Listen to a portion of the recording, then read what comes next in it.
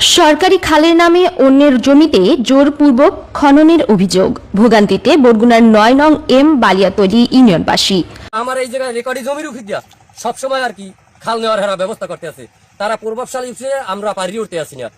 বরগুনার সদর উপজেলার ৯ নং এম বালিয়াতলী ইউনিয়নের ৩ নং ওয়ার্ডের আজিজিয়াবাদ গ্রামে সরকারি খাল খননের নামে অন্যের জমিতে জোরপূর্বক খাল কাটার অভিযোগ উঠেছে।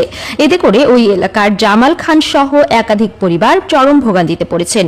ভুক্তভোগী ও স্থানীয় সূত্রে জানা যায়, একই এলাকার জাফর পঞ্চায়েত ও তার দলবল নিয়ে আমাদের উপর হামলা করে ওই সরকারি রেকর্ডভুক্ত খাল ভরাট করে দখল করে অন্যের জমির উপর দিয়ে নতুন করে খাল খননের চেষ্টা করছেন।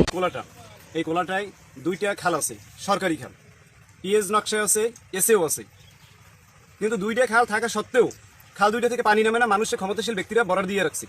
আর আমাদের রেকার্ডিও জমি, বাপদাদার কলা রেকার্ডি আমাদের সবই আছে, কাগজপত্র। এ নিয়ে দীর্ঘদিন ধরে জামাল খান সহ একাধিক ব্যক্তিকে ভয়ভীতি ও মারধরের হুমকি দেওয়া হচ্ছে বলেও অভিযোগ। ভুক্তভোগী জামাল খান বলেন, আমাদের বাপদাদার তেমন কোনো জমি নেই, মাত্র ৪-৫ শতাংশ জমি আছে। সেই জমির উপর দিয়ে খাল কেটে নেয়, তাহলে আমরা নিঃস্ব হয়ে যাব। আমরা চাই যেখানে কাগজে খাল আছে সেখান থেকেই যেন খাল হয়।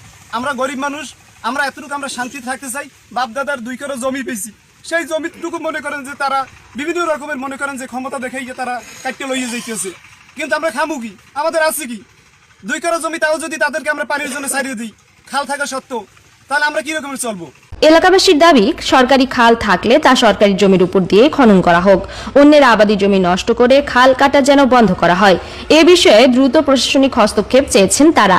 এ বিষয়ে অভিযুক্ত জাফর পঞ্চায়েতের সঙ্গে মোবাইলে যোগাযোগের চেষ্টা করা হলেও তাকে পাওয়া যায়নি।